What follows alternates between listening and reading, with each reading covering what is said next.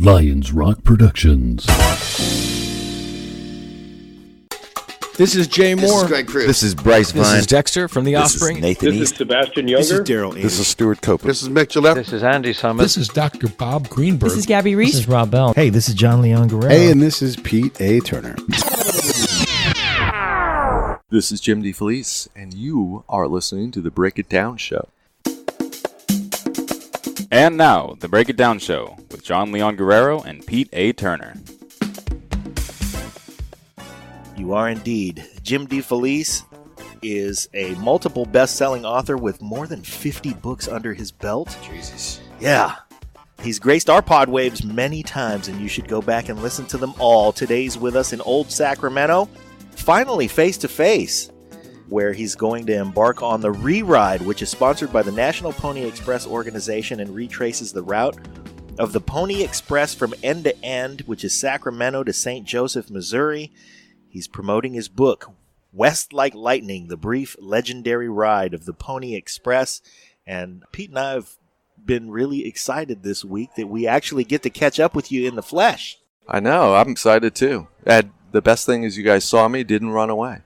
We didn't. Well, because you're wearing a Break It Down Show t-shirt. I got it. I got my Break It Down t-shirt. I'm all set. I love it. Yeah, we are elated about that. I was on TV this morning. I was thinking, I just ripped that shirt open there. You should have Superman style. But it was a 3-second delay. I figured they'd just cut it out. So, okay. I just let it go. Sorry, they do that for the language. People tell us to cut it out all the time. Yeah. They said, we're having Jim DeFelice on. We should treat this like... Yeah, just have a 3-second delay. It's more like 10 seconds. Finger on the button. We got to beep him out. So are they physically going to ride horses and shuttle all the way across? They physically do it, and it's quite incredible and very impressive. And they do it in 10 days, and they have, I'm not exactly sure where all the stops are because a lot of it depends on where the volunteers are, where they can get volunteers and stuff. But to the extent possible, they recreate the ride, and it's amazing. Some of the people who have done the ride are just amazing. For instance, I don't know anyone that saw the movie 12 Strong, which is about, the first ODA, the first Special Forces unit that went into Afghanistan. Well, the guy that Chris Hemsworth plays, whose real name is Mark Noosh, Mark, who recently retired from SF, was, when he was a teenager, one of the re-riders. He rode twice from the Kansas area. So there's a lot of people who volunteer in different ways. The Pony Express Association, along with the national parks, have done an incredible job marking out the trail, putting markers there, making sure that people can walk there. They have little displays, and there are some wonderful small museums along the way. So if you're into history, it's definitely something to check out. And you did a lot of on-site, boots-on-the-ground kind of research. And as I read, I was amazed at the, you have to find the best path. And sometimes there isn't. Which I didn't always find. Right, yeah. And there isn't always a best path for this endeavor. So, like when you describe passageways that are barely big enough for a stage to go through, and these guys are, it's not just straight through Nevada because you can't. Right. You've got to do certain things. It's incredible. And I have a photo in the book. Let me plug the book, West Like Lightning. But I have a photo in the book of this pass that I took. And, we're talking, I don't think you could get a stage through it. I'm not sure I could get through it if I extend my elbows. I mean, it's really, really narrow. And, these guys rode through all these passes, whether there was sun, snow, dark of night, rain, tornadoes. They just went and went. And I just read the plaque on the Pony Express statue around the corner, and the first voyage began at 2:53 in the morning. And it began with a rider who went head first into a blizzard. Crazy, huh? Yeah. Crazy. Actually, the great thing about the ride we're in Sacramento, but the first rider out from St. Joe, Missouri, they were, one thing that people don't realize, but the guys that ran the Pony Express made use of a lot of the technology, the new technology of the time, the telegraph and the railroad, even though those are usually blamed for killing the Pony Express. It's actually not true, but they were ready to go, but the train was late with all the mail from New York. So the true story is they actually left late, and yet they still made it to Sacramento in 10 days. I read the book. And by the way, West Like Lightning, great fucking name, too. God damn, that's awesome. Because it's impossible to do that back then. West like Now, wait a second. Now, I want to get that on record. So this is one of the few books that actually used my title, the title that I came up with first. And I have someone here in the flesh actually saying, hey, great title. Yeah. Let it be known. Let it be known My mom because, says, yeah. because back east, the editors will certainly It's take a great umbrage. name. It's a fantastic. You know what else is fantastic, and I really have to give credit to the people at Harper. The cover is wonderful. I mean, I just saw it and just went whoop, whoop, whoop. And so before we go any further, let me just say this. As a guy that's read the book, it is spectacular. I don't know what it is about, and maybe you can explain it, what it is about the Pony Express, but we all love it. Our hometown, Benicia, I told you this, we had it was an alternate stop, and I don't think anybody ever went there from the Pony, but because it's way up, and it used to be the capital and everything. And it was the last place you can get on this piece of California before you had to get across a big hunk of water. But everybody loves it. We were in the hot tub last night with John and his wife, and she's like, are they going to talk about Benicia? Because we all want a piece of the Pony Express. Is there anything else in the history of our country that has such a short time, but such a just indelible impact on who we are? Yeah, it's amazing with the intersections. I mean, you have all of the, the Old West intersections, whether it's Wild Bill Hickok, Buffalo Bill Cody, of course.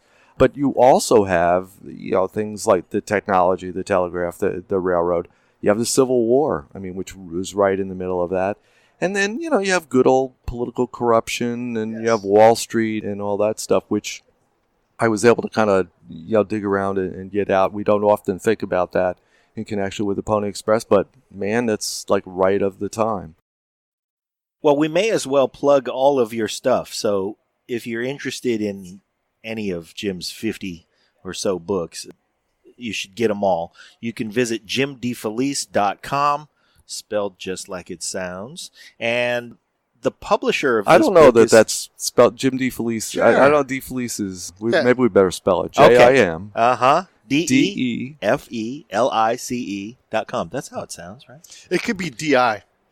Okay. D.I. Or Jim full, DeFelice. but Felice, it could be F-U-L. Oh, that's true, yeah. You got to be careful there. Yeah. Either way, we'll put the link in the show notes. So if you go to breakitdownshow.com and you look for Jim's episode, you'll see the link to the book in there. Yeah, absolutely. And By the way, also wrote Johnny Walker, the codename Johnny Walker. Codename Johnny Walker, which was a lot of fun. which is how we met, right? Exactly. And, anytime you're traveling with Johnny is always an adventure. Boy, that's a Yeah. good time. And I'm proud, and I want to say, if I haven't said it before, thank you for making me be the laugh of the book. I really... That was great. Well, that was. I see now you're revealing who you are. We kind of Pete kept is- that anonymous. Pete to is some sort of extent. book's been out proverbially for a while. the laugh of the book. He's got a great story. And he's got. Well, he'll have to do his own episode on some of his great stories that we didn't put in the book for various reasons. Well, we've got 290 episodes up so far. His story leaks out little by little. So I'm hoping to interview, so when Johnny's movie is made, if my character makes it in, I'm hoping to interview me. Would that be that great? Wouldn't that be intense? Yeah, yeah. I'd like you to be played by Yaphet Kotto. Well, unfortunately I'm not writing the screenplay, but if I were writing the screenplay, your part would be really big. You'd have to Do you have a do much really big screenwriting? piece. Not much, but hoping actually to do a little more. We're working on something relating to that. This would And, be a fantastic movie. wouldn't it? Let's I say just- that again. Well, Yeah. you know what's fun about this book? And I wanted to shout out Owen Corrigan because he designed the cover that we all like so much.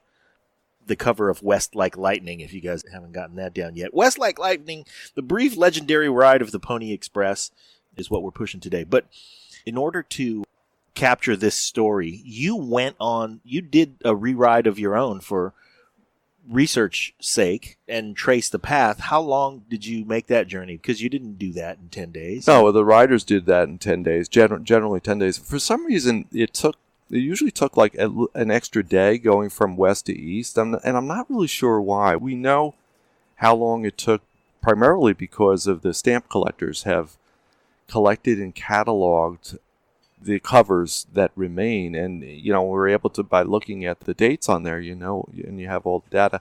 Maybe the bars were better if you went from west to east. I'm not really sure where it took longer. I mean, the high desert, Oh, you got to yeah. get up to it. And I know Sacramento's sort of the origin, but didn't they start further east? Were they, because the Sierra, like you've got to get up, Right. and that's just hard. Well, admittedly, it depends on when we're talking about, but primarily Sacramento is where it officially started. You would, if you gave a letter in San Francisco, and a lot of people, there's a lot of business and banks there at the time, so the letters would typically come up on a steamer, right? Kind of not all that far from where we're sitting. Yeah, around the corners. And We're then looking at the Delta King. that hit, the office. Presumably, may hit the office. The pony rider would be staying there, and they would, they'd ride out from here. As towards the end of those 18 months that they're in existence, they start cutting the line down a little bit because Wells Fargo, as I explained a little bit in the book, takes over the line. But officially, it started here.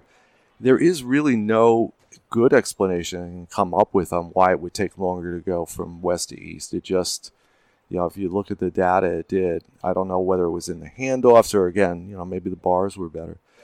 But yeah, getting back to the original question, it took me, I guess, a little bit more than 3 weeks or so. I did get lost once or twice, but I had a car. Yeah. So, and I walked and drove and, wandered. And the great thing about that was, besides the fact that, you got to see the country, and I got to see it from ground level. And, this is just, as everyone I'm sure knows, this is just a beautiful country. But to understand the geography and, just being on the ground is so much different than even hopping by plane from place to place. I did get lost a couple of times. That's crazy. Yeah, and I was going to ask you about that. So there's a couple of things that I want to maybe get to it. I'd probably run out of time. Then I'll take all the show up, and John won't get to ask any questions. But a couple of things. One, you did a fantastic job. You basically went east to west in the story with President Lincoln thing. But I actually went west to east when I did what I was researching. Oh, no kidding. Because what happened was I did it almost exactly 2 years ago to this very week, day even. I came out to see the rewrite ceremony because I didn't know what it was like. It's like, wow, and of course, there's all this collection of people that know a lot about the Pony Express, so duh. Yeah. So I flew out here, and then I actually drove west to east. Okay. And, occasionally walked, but mostly drove. Yeah, and when you structure the story, so the story goes east to west, but also you deal with time. And then you also weave in all these other players. So for me, it felt like, and I hope you take this how I mean it, like a compliment, it's like we like Everpedia instead of Wikipedia. So it's like you get lost in like this wiki rabbit hole thing. And you're like, I wonder what kind of guns those guys would carry. Oh, well, here's Jim telling you what happens. And then how do they finance these things? Oh, well, here's Jim telling you. And so you end up on all these like auxiliary tales as you ride east to west in the story. And I think what Pete's trying to say is we are tangent readers. Yeah. We enjoy the tangential, the sidelines. I'm glad you say that, and I don't take it as an insult because I was trying to do that. What I wanted to do, really, is not only write about the Pony Express, but use the Pony Express to talk about America at the time. It's the intersection of so many different things that are going on. Not only do you have, obviously, the Pony Express, but you have those inventions that are happening. You have the opening of the West. It's the tail end of the big boom of the gold rush, but you still have the gold rush. You have kind of a mini gold rush going on, in the Pikes Peak area. And, of course, and you have what will be another silver rush, actually. And then you have the Mormons, and then you have all the pioneers and everything that they're going through in America. It's just changing and expanding and just so vibrant. And I wanted to talk about all of those things, and the Pony Express really kind of let me do that. Is there a whole nother book that you had to leave out? Because there is so much richness in all the context. How do you, first off, the structure, how the heck did you come up with that idea? Because it's brilliant in how you tell the story. I think thank you. I'm going to have you do all my public relations from now on. He's gotten some good practice in his 50-some-odd books. Yeah, well, that's true, too. I think the structure and what I wanted to do kind of joined together because I knew I wanted to write about America as well as the Pony Express. And I found the structure the book is structured around a specific message when Abraham Lincoln is elected, and that night. And that's a special run of the Pony, and we know a lot about it. It was easy to research on that part because there's a lot of not a lot. There's a half a dozen accounts, but we know that. So we know where it was at specific times. But also, I think as I knew I wanted to use that trip And then as I was out kind of wandering around and researching, more and more of that just kind of fed in. And I also wanted to be a little bit different. I mean, most people, when they write about the Pony Express, they're writing about the legends and, and exploring those and, good or bad. And I wanted to do more than that. I wanted to separate fact from fiction, especially with the Pony Express, because a lot of the legends are total fiction. But I also wanted to celebrate them because there's so much, first of all, they're so much fun. I mean, they're just so much fun. And there's so much material in the truth. Yeah, exactly. That, it's almost like the Buffalo Bill Wild West show. Okay, that's fun, but there's so much fun in the truth. Exactly. The Buffalo Bill show, why is that so popular then? What is it doing? What are they talking about? What is it? Why do we celebrate these 19 and 20-year-old kids?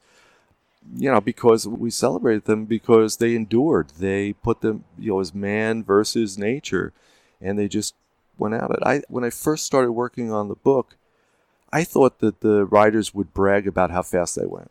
They went, well, I did the 100 miles in, 4 hours, which would be pretty incredible. But no, what they bragged about was how far they went, 350, 360 miles. What they valued was endurance, and that's resilience. We value it today. I think it's important to note too, like these guys aren't typically at a full gallop. It's more of like not even a canter, maybe even, or it depends where you are. I'd like to say that when they're in town, and they're 19, 20 years old, and you got the ladies out there, man, you're going to impress. You're going to go out there, you're going to come in hard and go out hard. But for the most part on the trail, you're not going to ride.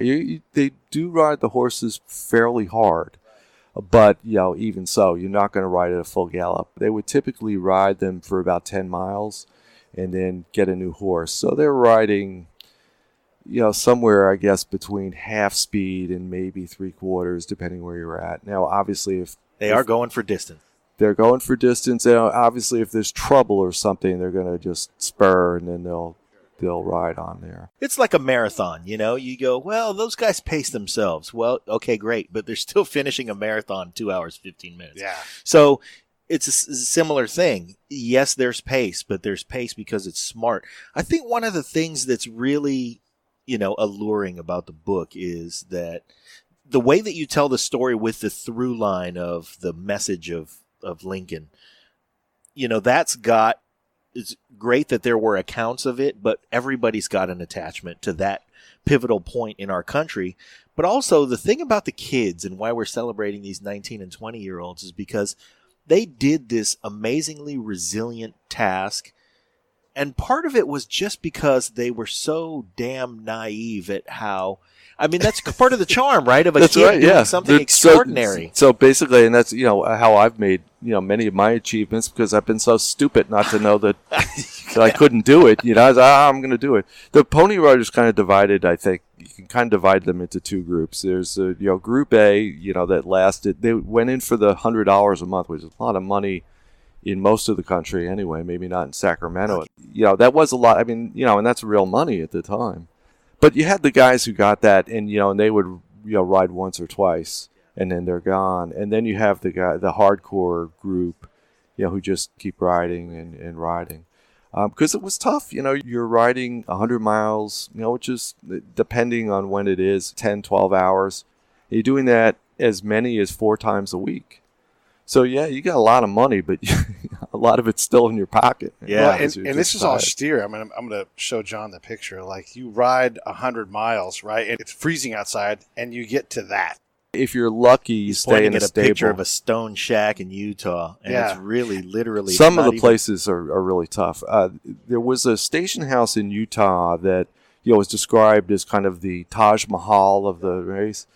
Well, my garden shed is probably more palatial, and it's 6x6 and falling down, and you can't really kind of get in the door because I haven't cut the grass there in weeks. But there's no posturepedic bed there. There's something soft on the ground, maybe. They're talking. It's funny. There are a couple of places where what we think are the original buildings are preserved, and one of the best is actually in Kansas, and where they slept there was an attic. Wow. And they slept on the boards, which, looked really, really comfy. Posturepedic boards. Yeah. Nice Wow. and soft. Pillow top boards. Pillow top boards. That could be the gel that conforms to. Yeah, this is the oak that conforms. I don't know what they had, what kind of wood they had out there, but. So John's son last night was going to get in the car with his buddies and drive down to San Diego. Mm-hmm. 10-hour drive, whatever it's going to be, and they're 21 years old or so. 10-hour drive. Come on, man. We've done that drive in like 6 and 45 minutes. Sure. But he's talking about legal speed. Yeah, yeah. So here we have Which, if it's your son, you don't want to hear that it's not legal speed. It's 3 dudes. Yeah. They're all 21 years old. You don't want to hear that they're not using. My policy is, you do what you want. There's some details I don't want to hear. Right. I just No, I want to hear them. let it go. It's different when the funny thing about this, I don't know where you're going with this, Pete. We're going to get right back to it. Yeah. But I want to say the funny thing is when they finally did leave, which they left after you guys last night. So, they said their goodbyes to my wife, all 3 boys. Of course, my son's friends, they practically live at our house too. So we love them all. So she gives them the send off, and it's, make good decisions, drive carefully, make sure you text us when you get there, and all that stuff. And my send off, you know what my send off was, which was. So I thought he was going to made Jim roll his eyes. I thought he was. I thought he was going to say, bail up to X, then you can call me. Otherwise, you're on your own. We've had that conversation. That one doesn't even need to be said. Just give him the lawyer's card. Yeah, and he's on his own. Where I was going is a lot of parents would like, oh gosh, like text, call, we're worried. Is it a good idea? It's so late. Now you guys, handle Nico a little differently, and he deserves the trust and everything. But if you were to put your freshly graduated high school student on a horse and said, it's snowing outside, I want you to go yonder that way about 100, 150 miles. Right into the headwind. Yeah. Right into the storm. By the way, there's ne'er-do-wells, Indians, a war going on. Yeah. And the amazing thing, though, is that not only do these kids have the responsibility of delivering the mail, but if you kind of take more a kind of global view or look at it, the entire service is depending on an 18-year-old, 19-year-old. And by extension, the nation is really kind of depending on the communication between the East and the West. That's one of the big reasons for the Pony Express was, the conflict that was building up and the need to keep California and all that shiny stuff that they're digging out of the ground and, out here. Yeah, absolutely. And, if California and that gold go to the southern states, the Confederate states, and they see the war coming, you may have a different outcome. I think that's one of the things that we take for granted out here and that people may sort of get cloudy on in history is that if you were a pioneer and you headed west, there was a point at which you functionally disconnected from the country. Absolutely. And you see that in Utah. That's another thing. Right before this period, and one of the things that gets the owners of the Pony Express initially into financial trouble, there's a war with the Mormons. Of course, I doubt that anybody really studies that in high school. I know they don't back east. But that's actually very important. And that's settled and, things are kind of smoothed out. But then you have the Civil War. Had Utah, imagine how much different America might be now had Utah at that point decided not necessarily to go with the South, but to simply back off and secede and, just close the borders. Would the North have won the Civil War? Probably, but maybe we might have, they combine with California and there's another country. I mean, a lot of things it doesn't make any damn sense. Like, why would you allow people with something so valuable as all these documents? Because a lot of it's business transactions. Why wouldn't you just hold these guys up and hold that stuff for ransom? Like, why didn't we break into 50 different countries? Somehow we figured all this stuff out. It's a rare occurrence. Yeah, absolutely. The thing on the Pony Express, though, if you're going to rob, first of all, they're hard to rob because they're riding the fastest horses going. So you're going to have to, and they know the territory a lot, but pretty much better than anybody else because as a general rule, they're from that area. So they know all the shortcuts. They know all the bad guys, probably their brothers. And, it's something that's going on. Not only are they armed, but they have the fastest horse. They're just going to get the hell out of there quick.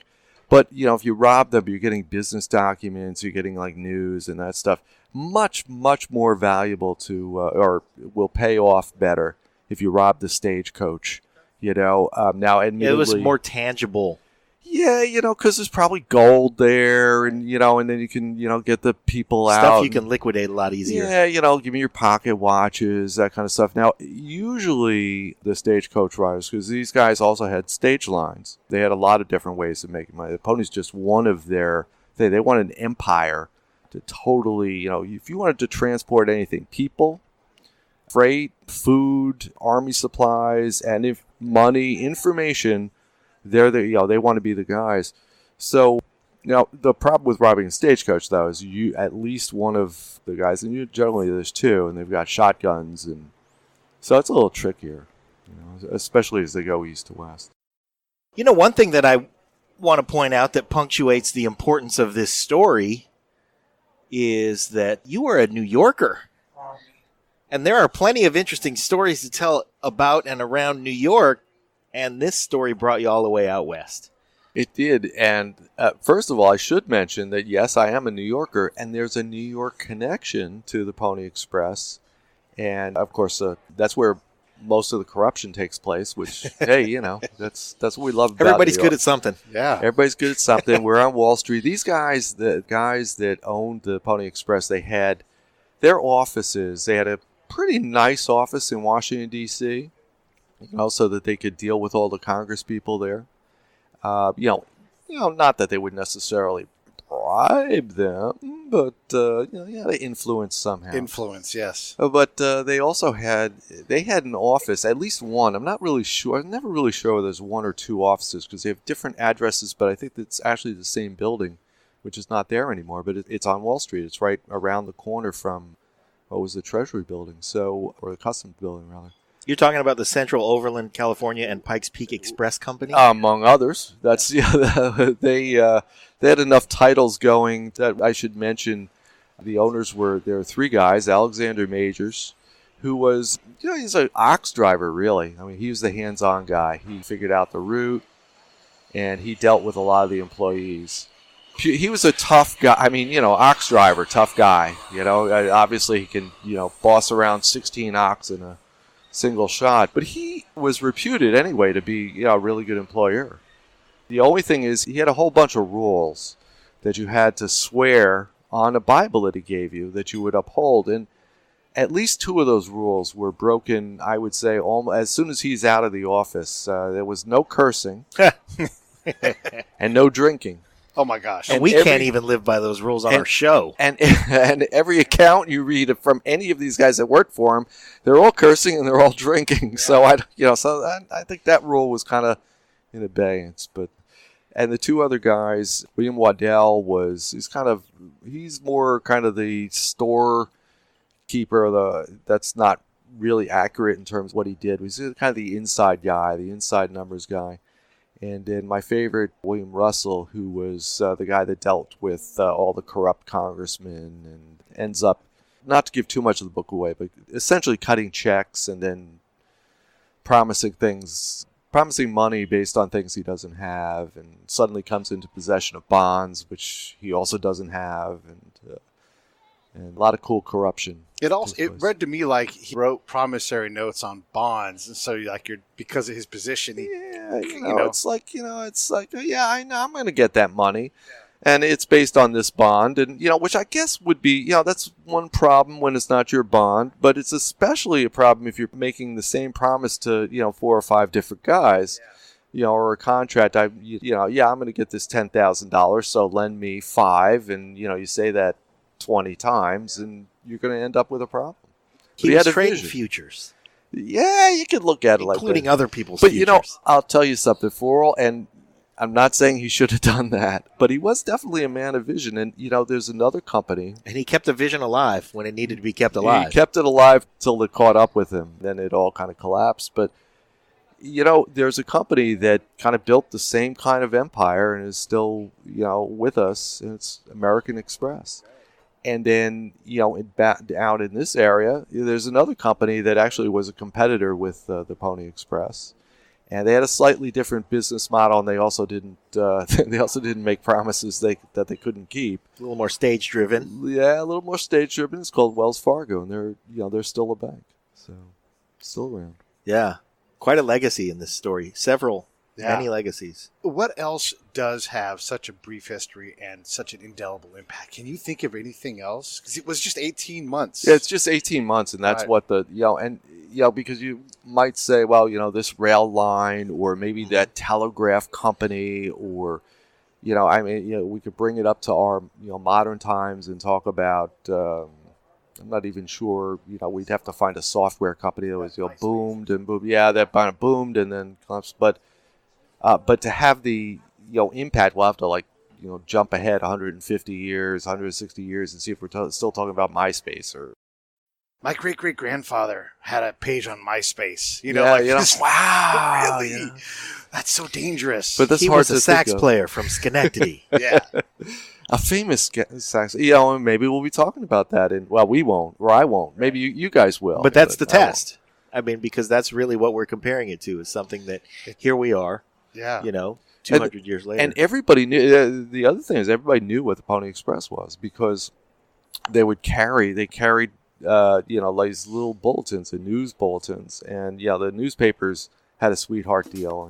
This episode of the Break It Down Show is brought to you by Lions Rock Productions. That's us. We publish, evaluate, and develop podcasts just like this one, consult others to build their own, and create associated content and content marketing strategies. So if you're launching or expanding your social media presence, your business, or your personal brand, or if you just want to take your media presence to the next level, reach out to us on Twitter at Pete A. Turner or at JohnLG69 at the Break It Down Show. There's 1,000 ways to get a hold of us.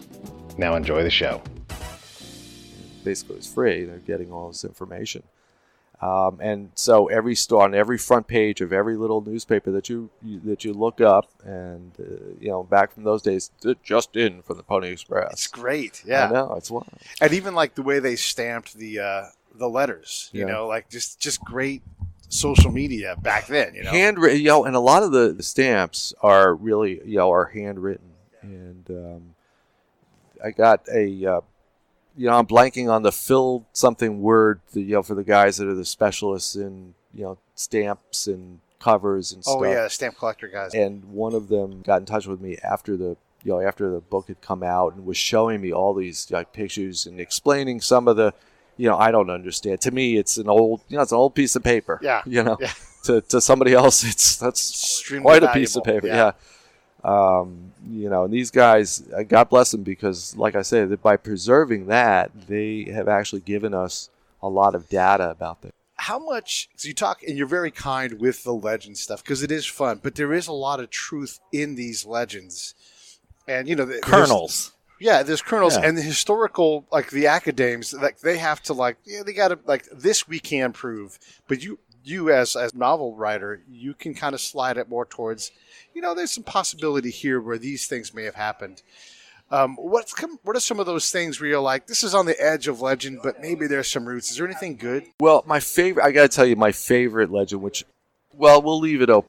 You can decide. And Johnny Fry, who is allegedly the first rider out of St. Joe, the first guy to take it, which, let me say, that's almost true. I'm sure that's not true.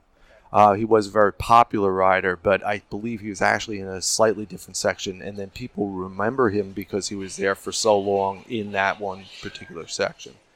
But there's a great legend attached to him. And as I say, these are young guys. They're in good shape. They're kind of wiry, and they're loaded with dough. Yeah. So they're good catches for the local ladies. And supposedly Johnny was so popular that, a lot of girls were competing for his attentions. And as we all know, one of the best ways to a man's heart is, through his stomach. Yeah. Oh, okay. There are other, that's true. But this is a family show, so we're going to keep that. We're not going to go through that part. But, so one of the young lasses was baking things, and allegedly she would bake crullers, or, which are kind of those, they're basically donuts, if you go to, but they're not square, they're rectangular. Right. Oh, yeah, you wrote about round, this. Yes. So allegedly, to kind of stand out. Johnny would try to grab it as he rode by because, he's a pony rider. He's busy. He's on his track. He's not going to be late, and he would have trouble grabbing it and eating it. So he'd have it trouble to eat it. So supposedly our young lass, decided to stand out from the crowd, and she one day took the long stick of a donut and connected it so there was a hole in there, and Johnny, as he rode by, could scoop it with his finger and keep it on his finger as he ate it. She invented the donut. So the donut was invented, and it's all because of the Pony Express. That was a Laotian lady from California. That's true. We can tie everything back to a fable of the Pony Express. Like, Bo Jackson was the first person to hit a home run out of Municipal Stadium. That's true. But it was because of the Pony Express. He was that part of the stadium, they had to just slightly bend it in. Right. Because the trail that's where the trail was. Yeah. They wanted to commemorate that. it. Yeah, so okay. Yeah. That's good. So this is the very beginning of the re-ride. And you and your lovely bride, Deborah, are going to do the re-ride for the next 10 days. Thankfully in a Cadillac instead of on horseback. Yeah, I was going to say, I'm not actually riding. You're going to trace the re-ride path roughly. I think that if I did the re-ride, I know which end of the horse is which. I would look fantastic as I leapt up into the saddle. It would great. And then I would, fall over on my head. The other side like Mel Brooks. Yeah, so I think we'll leave the riding to professionals. I read... Are you capable of riding a horse? But am I capable of riding it like these guys? Yeah, no. Right, from here to Missouri in 10 days? Okay. No, I don't think I could ride it down the block in 10 days. John Barletta's book, Riding with Reagan. He was a Secret Service agent, and he got the gig with Reagan because he could legit ride. And he's like, everybody thinks they can ride a horse. But here's the thing, is like his job is to keep the president safe, lay on him, catch Nancy, she falls off a horse, which happened in the book. All these incredible things. He's on horseback, jumps off, and catches Nancy before she hits the ground. That's superhuman. I can fall off the horse before I get on it. That's my skill. Hopefully she lands on top of you. That's my skill. But he said that the president would get off the horse in a non-traditional fashion and kind of go leg under, so like his leg would go by the neck of the horse instead of the butt as he got off. And he was forever in terror that... So he got off the horse. Ronald Reagan got off of the horse like a circus performer. Yeah, basically. And so he's like, there's the president, the guy I've got to keep safe. And he's, and he rides wonderfully. But this is his one thing that he does. And he was always afraid that he would fall because... you're 6 feet in the air at least. It's quite a fall for me. That's quite a jump. So how do these granted these guys are expert riders and everything else, but how did they fare? How did they perform in terms of delivering the package? I know horses must have passed away and the whole thing, but what about like the attrition from all these things? The horses they would actually cycle the horses in and out. So not that they totally wore them out. They always wanted the freshest horses. There's a story about Majors, one of the riders telling Majors that he was afraid he was riding one of the horses too fast. And Major said, I'll get you another horse. And these are, the horses are going for $300, a pop, and that's quite a lot of money then. Depending on where we are and what kind of horse we're specifically talking about, but they tended to be the wild Mustangs, a little bit shorter. And obviously, as I'm sure many people know, the more spirited the horse is, the better and faster, typically, that's going to ride. They weren't the thoroughbreds. But the riders they were almost all skinny, lightweight. They were everybody really at the time is kind of on the shorter side, average, compared to now. But these guys they weren't jockeys per se, but they were pretty light. They were also excellent horse people. They lived, that was how you got the job, really. And not just as a good rider, but in many cases, they were really, really good at breaking horses and dealing with the animals. There's some stories about Uncle Nick or the White Indian getting his job because he was so skilled at, I forget how old, he wasn't that old. I think he was somewhere between 16 and 19, so fairly young for a rider, and getting his job just because he had a way with the Mustangs. What would happen is you would leave from a station, hop on. You had a special mail bag that had 4 pouches. It's called a mochila, and it's relatively thin leather with fairly small, about the size of maybe, say, a paperback book, pouches. 3 of them would be locked, and usually 3 of them were locked. Those were going all the way. And then there was one that they would use for mail that was coming, being dropped off in and off. So you have that. You start out. You ride roughly 10 miles. I mean, it depends where we're at. And there's a fresh horse. You grab that leather mochila, throw it on the saddle, and you're off another 10 miles. You do that again, kind of generalizing, but for about 100 miles. And at that point, you're at, the big fancy station, which is, a slightly larger hobble than the ones that you've been chasing horses. A lean 3 instead of a lean 2. Yeah, you got to have something for the riders. Actually, to be fair, they built the Pony Express Trail mostly on the back of their stagecoach lines and some of their freight lines. So there were some larger stations. Sportsman's Out, it's not that far from here. It's about an hour.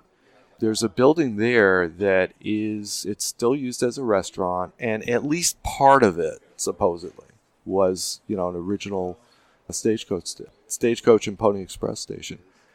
I don't know. I didn't go into the kitchen. I did have a hamburger there. It was very good.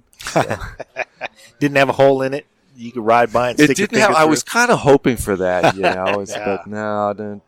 But I do try to go to Dunkin' Donuts now as much as I possibly can because I celebrate the Pony Express, and sometimes it's Krispy Kreme. You gotta. Yep. It's too bad other foods with holes didn't catch on. It's due to the Pony Express. Like what? I don't know. Like corn on the cob, maybe. That would be very convenient because then you could spin it around. Right. Yes. Okay. Yeah. Do you go vertically or do you go horizontally with the hole? Right. I guess either way. So with regard to the book. Oh, sure. Bring us back to the topic. There's always one. West Like Lightning. It's called West Like Lightning, the brief legendary ride of the Pony Express. It was brief. And as Pete pointed out, it captured the imagination of the country and still captures the imagination of the country after having only really been in existence for 18 months. But those were a key 18 months to connect California and the West to the rest of the country, to really keep the country unified, or in a lot of cases to really reunify the country, because once you got out here, you were out here on your own. And these guys who got the job because they did have a way with horses, well, you had to have a way with horses because you were going to be miles and miles into the plains on your own. And if something happens to that horse because you didn't know what you were doing, you're walking. Yeah. And it's a long walk. It's a long, dusty especially, walk. In the kind of the eastern part of it, and even out near Sacramento, there's, more people. It's obviously not the megalopolis that we have today, but there's more people. But you get out in Utah, some parts of Utah, Nevada, there's a lonely places, and that is a long walk. I mean, it's still in a lot of ways similar. Like you go island to island, like you go across, you leave here, there's plenty of things to Tahoe, but from Tahoe to Elko, there's not a lot out there. You go to Battle Mountain, maybe buy some fireworks, but it's not much there. It's a bunch of... And it's unforgiving times of the year. Right. And then, do these guys get lost in storm? I mean, it's one thing to follow a trail, but when there is no trail... There's a couple of stories where what they would do, they wouldn't necessarily get lost, because first of all, almost all of them are actually from the area to begin with, and they know that. There are a couple of stories, though, of guys who... this Howard Egan, for instance, who's the son of actually one of the superintendents. He wanted to cut off 10 minutes or something on his run, and it was probably a little more than that. But he decided one night that he's going to take a little bit of a shortcut, and he's near the Great Salt Lake. Well, in the dark, you kind of lose a little bit of that shortcut. That shortcut you thought was really, really a great shortcut. Turned out that if you went slightly off the trail, you hit some quicksand. There's quicksand in this story. How great is that? And he ended up, the horse, he almost lost the horse. He finally got the horse out, but of course he's late. And, the worst part of it is, the superintendent is his father. So he got, he got what for out. About it. But he really did it for his father's approval. Yeah. He wanted to shave off some time and get there early. Dad, I don't think Dad saw it that way. Now, Dad was a good Mormon, so I don't think he actually cussed at him. But if there was cussing going on, There was some thouing and some thowing, though. That's right. It was a stern talking Yes. to. It was a stern talking to, and he probably didn't get. He probably got docked pay. We know some Mormons. Can you imagine being at war with the Mormons we know? No. No. Well, I know some Mormons that I would not want to be at war with, and having seen what they did in other venues, and so we're not talking about that now. But I wouldn't want to cross them. I'll tell you that. Well, yeah, it wouldn't dawn on me to. They might patch me up to after cross them, but yeah, after it was done. But play some board games. Yeah, and then the Indian issue too, because there was some conflict with that, and that's just a whole other factor where you just don't know what's ahead of you on the trail. Yeah, you're from the area, but still, if someone decides, you have no help. yeah, absolutely. There's the Indians were not really a big problem, with one very notable exception along the trail while it was in existence. Now, later on in those areas, there's a lot of conflict, and later on being only a year in some cases, but the only real time where there was kind of like organized violence between the whites and the natives on the trail was the Pyramid Lake War, which, in fairness, we should say was actually started by a bunch of drunk whites. But the tribe that was involved sounds like my wedding reception. Yeah, well, or mine. The tribe that was involved unfortunately took it out on the Pony Express and burned down a lot of their stations.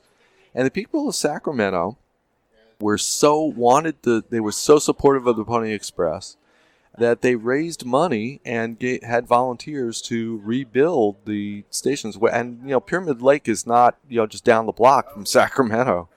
Now, coincidentally, because of that, the Pony Express gets put on hold for a couple of weeks while they rebuild the stations. And during that time, there's a census. And the census records, in doing research, and here are just one of those lucky things, they happen to have caught a lot of the Pony Express riders in a couple of places. So we know who they were, or I know who they were. I have some of it in the book. Know who they were, know how they described themselves, know how old they were, and all these other details. So, not really that they really didn't want to be burned down then, but because of that, we get a little more historical information. Yeah. It's incredible. How did so the Donner Party gets stuck up in the Sierra, maybe 20 years, 15 years before. And their letters never got delivered. But how did the Sierra is a significant barrier. How did these guys get through in the wintertime? It's crazy. They went, and I have a picture, I think, of one of the passes that's up there. They did not actually use Donner Pass, but it's pretty close to where they went. It doesn't matter. The snow is still crazy. We were up in the Sierra yesterday. It was like freezing in the morning, and today we're down in Sacramento. It's 90 degrees. I think the story at the Donner Party, they were like a quarter mile from the summit, and then it didn't stop snowing for 18 days. It's just incredible. What would happen with the Pony? The routes that they took through there were other. As I said, these guys had a stagecoach and they had oxen. So there was a couple of times when they lost a day or two. There are stories of them basically pulling the horse through. I think there's one or two. You have stories. Is this a true story or not? Sometimes you don't really know. But there's at least one time where the guy had to abandon his horse and walked about a mile. Then there was another time where somebody spent the night with the horse. The horse died, but the horse kept him warm and preserved him. They would just go. I mean, that was their mission, and that was their doing. And that's full on Becky Tatooine with her style. Exactly. And Becky with her donuts. It's great motivation. Wow. Well, it is a terrific story. We're glad that you've chosen to tell it. We're glad that you decided to come out to California as well and visit us here, because we probably ought to get out to New York at some point. Yeah. And come see you. There you go. As many times as you've been on the show. Do I get a medal now? I believe this is my favorite. Yeah. Well, this was great because we're out and we're here. We can practically see the horse the pony riding down the street. We're in Old Sac at Steamers, the coffee and tea exchange. They've been great hosts, so make sure when you guys are in Old Sac, and you guys should come. If you're in California, you haven't been to Old Sac, John and I will both tell you, when we come here, we always think, God, you know what? We ought to spend more time here. And that's no shit. You've got great bars. Yeah.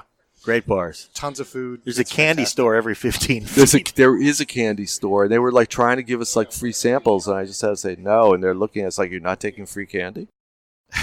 I have a question, and maybe this won't make the cut or not, but so much material in there. What was something that you would love to have had in, but it just didn't make it past editing?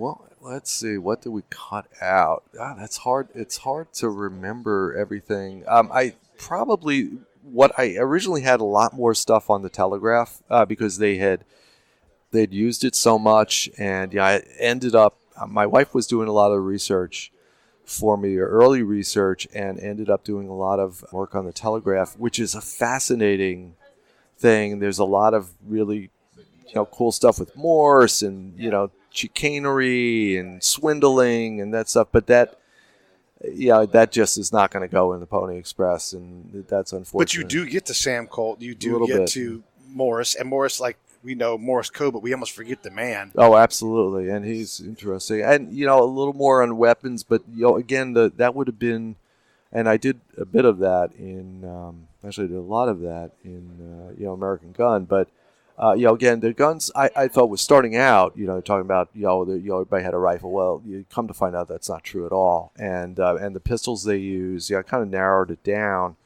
But again, they didn't really play a big role. So, I would have loved to have, fooled around a little bit more with that and stuff. But, you have the book's 100,000 words anyway. Yeah, and the editor's like, yeah. I spent a brief, not so brief, a few years of my career working for Western Union. They're still around, still in existence. They are in the money transfer business more than anything else. And they haven't, it's at the mothership, which is in Englewood, Colorado. I always worked here in California, but I got called out to the mothership several times. Whenever I got out there, there's a museum to the Telegraph there. The Pony Express makes an appearance in the museum, of course. And, I believe the last Telegraph message was sent in like 1986 or something. Really? Yeah, they haven't, What everybody. was it? Good night. Yeah, everybody thinks of them goodbye, as the, Western Union, the telegraph company, like coming to Sacramento, stop, Yeah. But they hadn't sent a telegram in decades. Uh-huh. But it is still a big part of the story of the company that's very cherished. And what's interesting is, again, it's information and money and the connection, with commerce. And you see that, American Express, Wells Fargo, Western Union, and, it would have been the same with, with these guys. They had a little more luck, a little bit better timing or whatever. We wouldn't be leaving home without the pony. Well, That was pretty good. that's right. Thanks again for being on our show. We Thanks love for you. having We me. love all of your work, but we especially love West Like Lightning, the brief legendary ride of the Pony Express. You can see more at jimdefelice.com. You'll figure out how to spell that. And thank you, Jim DeFelice. Thanks for having me, but now I have to update the website. Yeah. And I do know that Phil, Tish, and for sure Charlie are all going to buy the book and read it. And you guys, you have to. It's so You guys good. have to read Absolutely. I burned through this book so fast. I started reading it again just to brush up. It was great. I loved it. Thank you. My pleasure. Thanks for having me, guys.